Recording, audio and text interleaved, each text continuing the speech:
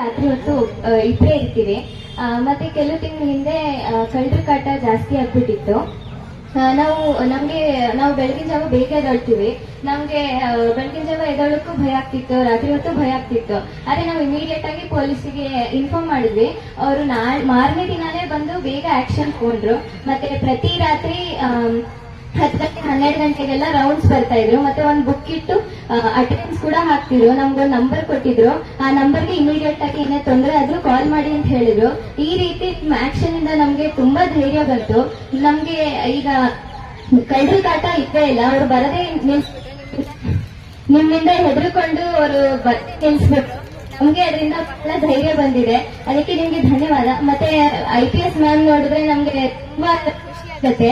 ನಿಮ್ಮಷ್ಟೇ ಧೈರ್ಯವಾಗಿ ಬೆಳಿಬೇಕು ಅಂತ ನನಗೆ ಆಸೆ ಇದೆ. ಅದಕ್ಕೆ ನಿಮ್ ಜೊತೆ ಒಂದು ಹ್ಯಾಂಡ್ ಶೇಕ್ ಮಾಡ್ಬೋದಾ ಮ್ಯಾಮ್?